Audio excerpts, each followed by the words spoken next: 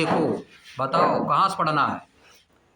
Life in plain, life in plains, यानी plain में life.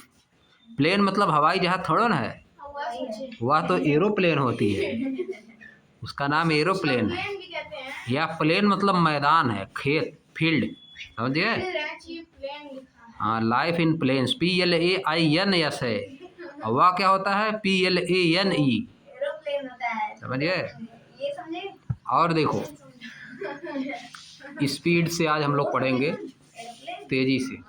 Thousands of year ago, हजारों साल पहले, the first civilization develop around river in fertile plain. पहली civilization जो develop हुई थी वह रिवर के किनारे डेवलप हुई थी, फर्टाइल प्लेन पे। फर्टाइल प्लेन मतलब जहाँ पे सब कुछ पैदा हो सकता है, उपजाऊ। रिवर के किनारे पहली सिविलाइजेशन रिवर के किनारे फर्टाइल प्लेन पे हजारों साल पहले डेवलप हुई थी। सिविलाइजेशन क्या होता है? सिविलाइजेशन मतलब लोग रहते थे वहाँ पे, घर बन गया था, नगर बन गया था, गांव बन गया था, उसी को बोला जाता है सिविलाइजेशन, उसी को बोला जाता है civilization. In our time too, हमारे समय में भी, यानी इस समय भी a large part of the world population lives in plain. संसार की बहुत बड़ी पॉपुलेशन प्लेन में ही रहती है। हम लोग तो प्लेन में है, संसार की बहुत बड़ी पॉपुलेशन प्लेन्स में ही रहती है। आगे देखो, अबाउट 40 करोड़ पीपुल, लगभग 40 crore people, more than 1/4 of the total Indian population. India के पॉपुलेशन का 1/4 से ज़्यादा, इंडियन की पॉपुलेशन से 1/4 से ज़्यादा live in India's Ganga plain. India के कहाँ पर आती है? Ganga plain, often called Gangetic plain, जिसको हम लोग बोलते हैं गंगेटिक प्लेन। उस दिन बताया था ना, हम लोग कहाँ रहते हैं? गंगेटिक प्लेन, गंगा ब्रह्मपुत्र का मैदान। अरे सर, ब्रह्मपुत्र गंगा का मैदान।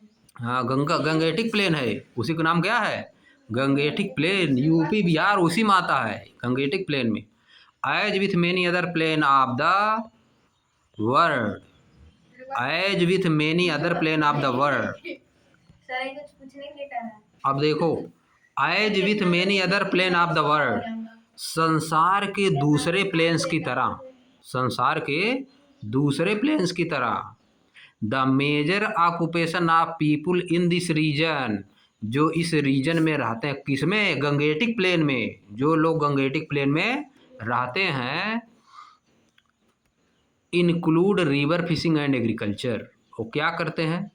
एग्रीकल्चर करते हैं और रिवर फिशिंग, नदी से मछलियाँ पकड़ते हैं। उनका मेजर ऑक्यूपेशन क्या है?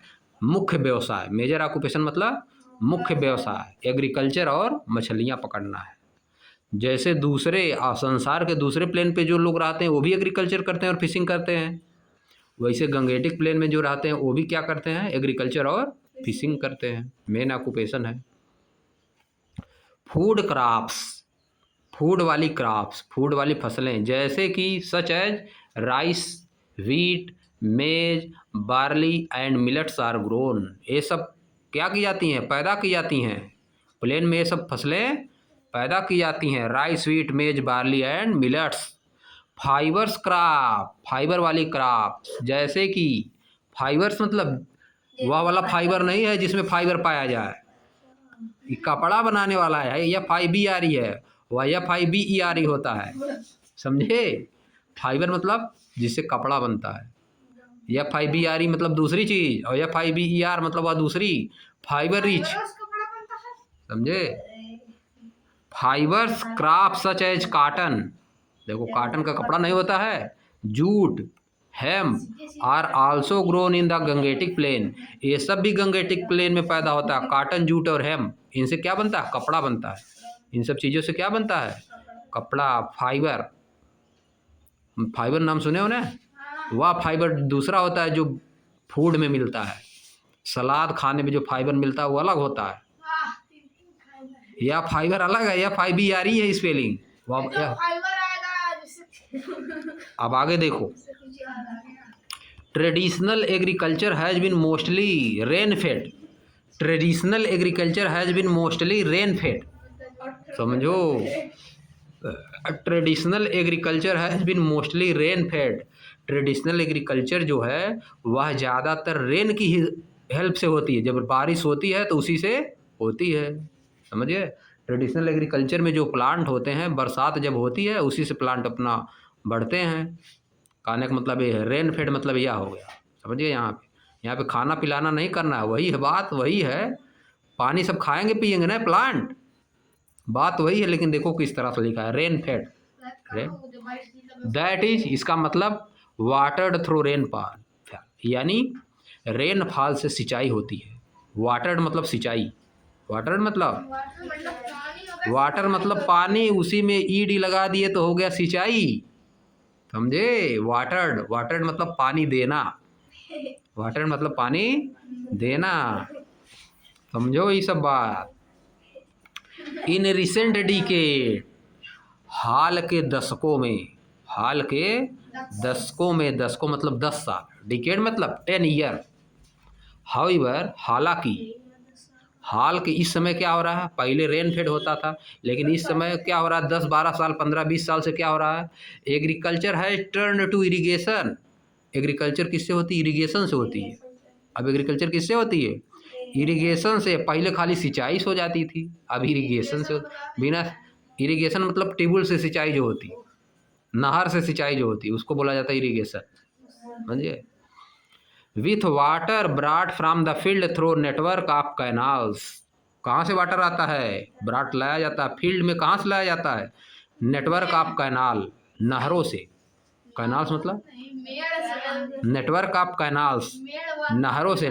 नहरों का नेटवर्क बिछ गया है ना, नहरों का नेटवर्क है, उसी में से पानी आता है।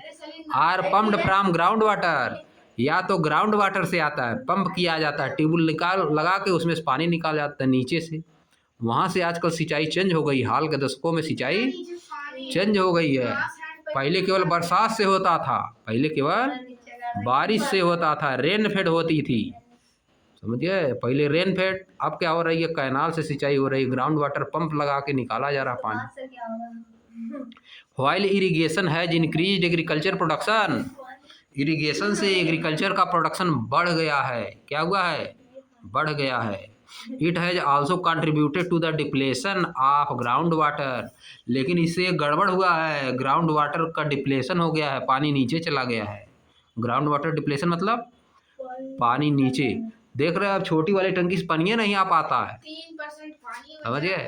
ग्राउंड वाटर डिप्लेशन हो जाता है, पानी नीचे चला जाता है, पानी नीचे चला जाता है। This present a challenge for the future of agriculture in the region. इससे क्या हो रहा है, एक चैलेंज हो गया ना, एक समस्या पैदा हो गई इस रीजन में, एग्रीकल्चर के फ्यूचर के लिए एक समस्या पैदा हो गई, एग्रीकल्चर के फ्यूचर के लिए समस्या पैदा हो गई है, चैलेंज आ गया है। अब कैसे बाद में खेती होगी, जब पानी नीचे चलता चला जाएगा, एक समय ऐसी आएगी पानी निकल ही नहीं पाएगा, तो खेती हो ही नहीं पाएगी। आप देखो, some of the other problem affecting the Ganga plain include high pollution and pollution. और क्या समस्या है गंगा प्लेन में, सबसे बड़ी समस्या, सम ऑफ द अदर प्रॉब्लम्स, और दूसरी प्रॉब्लम क्या है, अफेक्टिंग द गंगा प्लेन, जो गंगा के प्लेन को अफेक्ट कर रही हैं, प्रभावित कर रही हैं, और कौन है, इंक्लूड हाई पॉपुलेशन, बहुत ज़्यादा पॉपुलेशन है यहाँ पे, पॉपुलेशन क्या है, बहुत ज़्यादा, और पॉल्यूशन भी ज़्यादा है, हाँ, और पॉल्यूशन भी ज़्यादा है, पॉपुलेशन ज़्यादा है और पॉल्यूशन ज़्यादा हो गया है। आगे देखो, whether in mountain ranges or plains, हालांकि, जबकि, वेदर मतलब जबकि, इन माउंटेन रेंज, जो माउंटेन रेंज हैं और प्लेन्स हैं, rivers around the world have carried immense cultural value. Whether the mountain ranges or plains, rivers around the world have carried immense cultural value। जो mountain range होती हैं या plane होते हैं या रिवर जो होती हैं संसार में, वह बहुत सी कल्चरल वैल्यू लेके चलती हैं अपने साथ कल्चरल वैल्यू लेके चलती हैं। कल्चर अलग अलग होता है हर जगह, माउंटेन रेंज का कल्चर अलग रहेगा, प्लेन्स का कल्चर अलग रहेगा, अलग नहीं। Whether in mountain range or plains, mountain range में और प्लेन्स में रिवर्स अराउंड द वर्ल्ड, पूरे संसार के जो रिवर्स हैं कैरीड इमेंस कल्चरल वैल्यू लेके चलती हैं अपने साथ। कल्चरल वैल्यू क्या होता है? अलग अलग जगह के अलग अलग कल्चर होता है। कल्चर मतलब अलग अलग तरह से लोग रहते हैं, अलग अलग तरह का खाते हैं, अलग अलग तरह का कपड़ा पहनते हैं, अलग तरीके से बोलते हैं, यही सब होता है कल्चरल वैल्यू। हाँ, अब आगे देखो।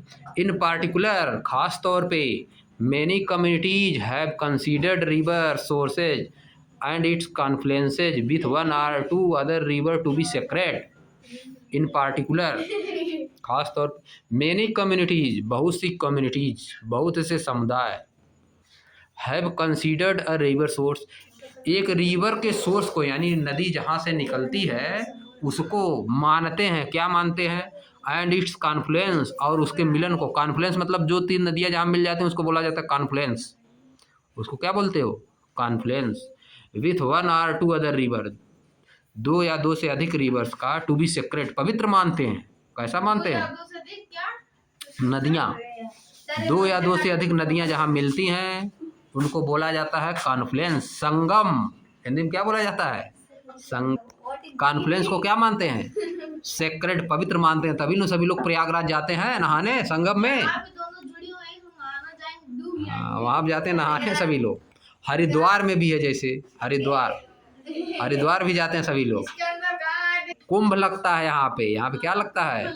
कुंभ मेला लगता है, जाते हैं सभी लोग जहाँ पे रिवर्स का कॉन्फ्लुएंस होता है। आगे देखो।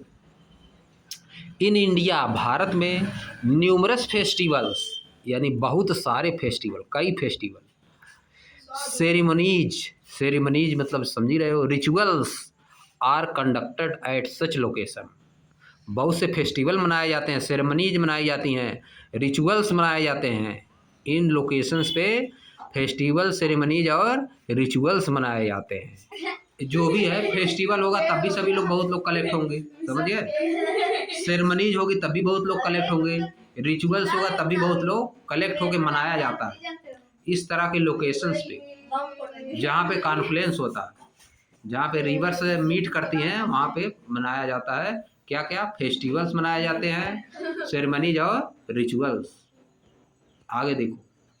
बिकॉज, क्योंकि, plains have gentle slope, plain के पास जेंटिल स्लोप होता है। जेंटिल स्लोप मतलब धीरे धीरे, जेंटिल स्लोप मतलब धीरे धीरे स्लोप होगा, ये इकट्ठे नहीं हो जाएगा तुरंत उसी पर सरक जाओगे, आराम से धीरे धीरे स्लोप होगा, जेंटिल स्लोप, समझे? सरकेगा नहीं, धीरे धीरे, धीरे धीरे जमीन नीचे होगी या तो धीरे धीरे ऊपर होगी, उसको बोला जाता है gentle slope. River navigation is easy and support a lot of economic activity, इसीलिए जेंटिल स्लोप होता है, इसीलिए रिवर नेविगेशन इजी होता है। रिवर नेविगेशन मतलब नदी का आगे बढ़ना, नदी का आगे बढ़ना। जिधर स्लोप रहेगा, जेंटिल स्लोप रहेगा, धीरे धीरे नदी आगे बढ़ेगी, धीरे धीरे आगे बढ़ेगी। जिधर स्लोप रहेगा उधर नदी बहती है, धीरे धीरे उधर क्या करेगी? बहेगी, समझ गए? जिधर स्लोप रहेगा नदी उधर न बहेगी, समझ गए कि नहीं? रिवर नेविगेशन मतलब नदियाँ नेविगेट होती, मतलब आगे बढ़ती हैं। अब जेंटिल स्लोप नहीं रहेगा, स्टीप स्लोप रहेगा, तब तो एकदम हरहरा के गिरेंगी, कुछ माटी साटी सब लेके चली जाएंगी, पता न कहाँ है नहीं, जैसे पर्वतों पर होती हैं, समझिए। माउंटेन्स पे क्या जेंटिल स्लोप नहीं होता, स्टीप स्लोप होता है वहाँ पे। स्टीप स्लोप मतलब पूरी तरीके से स्लोप एकदम रहेगा, बहुत तेजी से आएगा, काटते काटते मिट्टी उट्टी काटते आएगी। यहाँ पर ऐसा हो जाएगा तब तो सब काट के मिट्टी लेके चली जाएगी, समझिए। जेंटिल स्लोप होता है, यहाँ कैसा होता है? जेंटिल स्लोप, हल्का हल्का, एकदम धीरे धीरे, हल्का हल्का स्लोप। आगे देखो। इन अर्लियर डेज, पहले के समय में people also used reverse extensively, लोग रिवर का बहुत ज़्यादा यूज करते थे एक्सटेंसिवली। किस लिए? टू ट्रेवल करने के लिए, from one place to another, एक प्लेस से दूसरे प्लेस पर ट्रेवल करने के लिए लोग नदियों का बहुत ज़्यादा यूज करते थे। नाम सुने हो कोलंबस, वास्को डी गामा, सब नदी से तो आए थे, है कि नहीं? इंडिया की खोज कौन किया था? कोलंबस। फिर वास्को डी गामा, इंडिया का वास्को डिगामा किया था और अमेरिका का किया था कोलंबस। एक प्लेस से दूसरे प्लेस पर कैसे जाते थे? नदियों से जाते थे। इवन टुडे, आज भी, इवन टुडे मतलब आज भी, figure 3.1 on page number 56, page number 56 पे फिगर 3.10 देखो कहाँ दिया, इसी में तो दिया है। या देखो आगे जस्ट नीचे, जस्ट नीचे तो है ही जी। या देखो यहाँ पे बोट बनी हुई है, नीचे बोट बनी हुई है। आगे देखो, अब नेक्स्ट, अब फिर ऊपर आ जाओ, देख लिए। There are stretches along the Ganga, Ganga के किनारे पे स्ट्रेच, जहाँ पे सब बना हुआ पीछे स्ट्रेचेज हैं। Where people prefer to use boat to move around, जहाँ पर लोग बोट का यूज करते हैं, एक तरफ से दूसरी तरफ जाने के लिए बोट का यूज करते हैं। आज भी लोग नदियों का यूज कर रहे हैं ट्रेवल करने के लिए। पहले तो बहुत ज़्यादा करते थे, पहले नदियों में ट्रेवल होता था, रिवर्स में ही। अब भी लोग कर रहे हैं, अब भी आता है सामान, आता है बहुत दूर दूर से, समझे, कलकत्ता में आता है, हल्दिया नाम है, हल्दिया। बनारस में भी आता है, मुंबई में भी आता है। हाँ मुंबई में तो बहुत आता है, मुंबई नदी किनारा हाँ मुंबई में बहुत सामान आता है, समझे। अभी तो तुम लोग सुने होगे हार्मोन्स वाला, वहाँ से तेल आता है ईरान की साइड से, सऊदी अरब, इराक, या वो तो नदी में से, वो तो समुद्र में ही आता था। इस समय बंद कर दिया। हाँ हार्मोन्स, स्ट्रेट ऑफ हार्मोन्स, 45 दिन का तेल बचा, समझ गए। अभी भी देखो नदी से बहुत काम हो रहा है ना, समुद्र से, नदी से। अब देखो लेटेस्ट एक्सप्लोर पे आ जाओ। या देखो कॉन्फ्लुएंस बगल में दिया एक वर्ड, कॉन्फ्लुएंस। कॉन्फ्लुएंस क्या होता है? द मीटिंग पॉइंट ऑफ 2 और मोर रिवर, 2 या 2 से अधिक रिवर के मीटिंग पॉइंट को बोला जाता है कॉन्फ्लुएंस, बगल में दे दिया है। अब देखो लेटेस्ट एक्सप्लोर, लेटेस्ट एक्सप्लोर में आ जाओ। क्या करना है? Can you give example of river sources or confluence from your region, क्या आप अपने क्षेत्र से रिवर सोर्स, नदी कहाँ से निकलती है या कोई कॉन्फ्लुएंस है तो उसका आप एग्जाम्पल दे सकते हैं। That are recorded as sacred by any community, जो कि किसी कम्युनिटी द्वारा बहुत पवित्र माना जाता है, सेक्रेड माना जाता है। हम लोगों का संगम है वही, इलाहाबाद प्रयागराज, समझ गए। रीजन में पूछा है, रीजन मतलब एरिया, क्षेत्र। हम लोग का यूपी है, समझ गए, यूपी में है प्रयागराज। यूपी में क्या है? प्रयागराज, संगम नाम है उसका। वहाँ पे मेला लगता है कुंभ का, हर साल मेला लगता है, हर साल लगता है। इस साल मतलब बड़ा वाला है। हाँ एक बार महाकुंभ लग जाता है। 2025 में लगा था, जिसमें सब मरे थे। अरे दवा। अब देखो आगे देखो, visit a nearby river, अपने नजदीक की रिवर पे जाइए। And observe all activities there, वहाँ की एक्टिविटीज को ऑब्जर्व करिए। वेदर इकोनॉमिक आर कल्चरल, वहाँ पे इकोनॉमिक एक्टिविटी हो या कल्चरल एक्टिविटी हो उसको ऑब्जर्व करिए। नोट देम डाउन, उसको नोट करिए। And discuss with your classmate, और अपने क्लासमेट से उसको डिस्कस करिए। हम लोग कहाँ जाएंगे? आप, हम लोग जाएंगे दुर्वासा या तो कल्होरा, दुर्वासा और कल्होरा जाएंगे। वहाँ पे कल्चरल एक्टिविटी होती है, पूजा होती है कि नहीं, समझ गए। हम लोग तो गए ही है, तुम लोग गए हो कल्होरा, दुर्वासा गए हो, देखे हो, समझ गए। वहाँ देखो कल्चरल एक्टिविटी होती है ना, मेला लगता है, पूजा होती है, और वहाँ पे जलाया भी जाता है, जिसका डेथ हो जाता है वहाँ जाता है, जलाया जाता है, मुर्दा घट्टा है वहाँ पे। आगे देखो, और देखो यहाँ पे क्या लिखा है, name some popular tourist destination in India. Tourist destination का नाम लिखना है India. And identify the category of landform they are associated with, और बताइए कि वह किस तरह की लैंड फार्म से एसोसिएटेड है। हम लोग एक तो प्रयागराज खुदे देख रहे हैं, वो भी टूरिस्ट डेस्टिनेशन है। आगरा, आगरा कहाँ संगम चल रहा है? संगम नहीं है, इसमें क्या बताना, name some popular tourist destination. Taj Mahal है ना आगरा में, टूरिस्ट डेस्टिनेशन का नाम बताना है। कुतुब मीनार है, समझे, ये सब है टूरिस्ट डेस्टिनेशन। आप देखो जयपुर में हुआ मैं। नीचे देखो, चल जाओ हवाई लगे। अरे यार रुक जाओ भैया। अब देखो इन दिस चैप्टर, इस चैप्टर में we explored the 3 main landform, 3 main landform को हमने एक्सप्लोर किया। But its surface are very complex, लेकिन इसका सरफेस क्या था, बहुत कॉम्प्लेक्स था। And expert often define a few more landform, expert जो है कुछ और लैंड फार्म डिफाइन करते हैं। One such landform is desert, एक लैंड फार्म क्या है, डेजर्ट है। इसी तरह deserts are consider to be large and dry expanse with very little precipitation, desert को कैसा माना जाता है, बहुत बड़ा और ड्राई, सूखा हुआ एक्सपेंस है, सूखा हुआ फैलाव है, जहाँ पे बहुत कम बारिश होती है। विथ वेरी लिटिल प्रेसिपिटेशन, बहुत कम बारिश, वेरी लिटिल।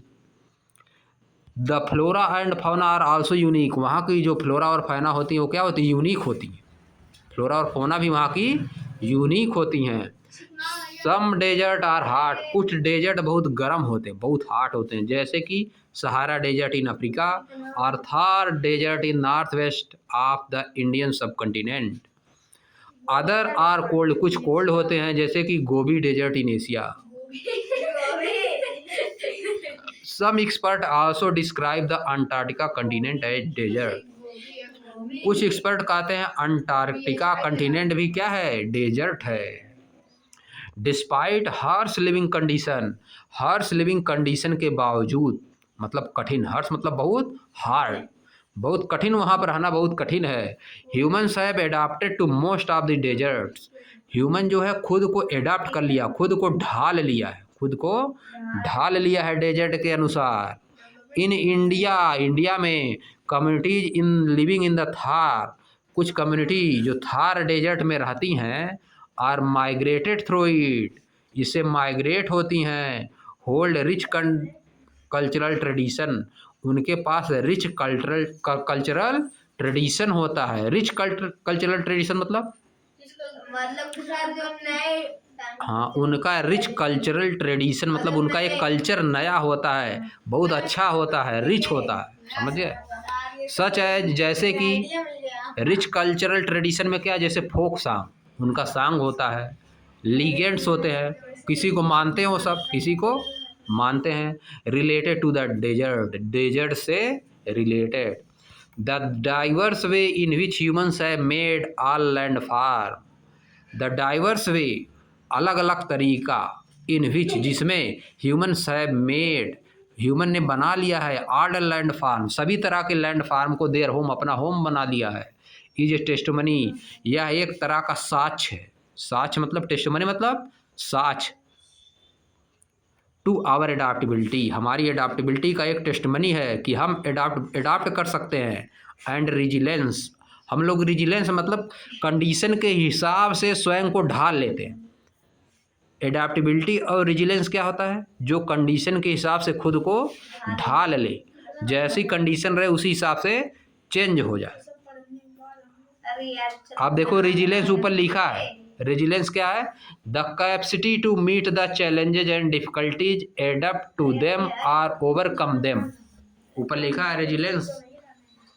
समझिए रेजिलेंस क्या होता है, कैपेसिटी मतलब क्षमता, चैलेंजेज को फेस करने की, चैलेंजेज और डिफिकल्टीज को फेस करने की क्षमता, उससे एडप्ट करने की क्षमता, उसी हिसाब से खुद को ढालने की क्षमता, उसको ओवरकम करने की क्षमता, जो डिफिकल्टीज आएंगी उसको ओवरकम करने की पावर। समझिए जैसे गर्मी आएगी तो गर्मी में हम लोग झेल ले जाते हैं, बरसात आएगी तो बरसात भी झेल ले जाते हैं, ठंडी आएगी ठंडी भी झेल ले जाते हैं। इसका मतलब क्या है, हमारे पास कैपेसिटी है to meet challenges and difficulties, इसका मतलब हम लोग क्या हैं, रेजिलियंस हैं, क्या है, रेजिलियंस, कंडीशन के हिसाब से खुद को ढाल लेते हैं। समझिए कंडीशन के हिसाब, कंडीशन के हिसाब से ढालने की कैपेसिटी को ही बोला जाता है रेजिलेंस, रेजिलेंस। समझिए एडाप्टेबिलिटी भी वही है, एडाप्ट हो जाते हैं हम लोग, एडाप्ट हो जाते हैं। समझिए the 5 tenets of ancient Tamil Sangam poetry are five landscape associated with certain specific deities.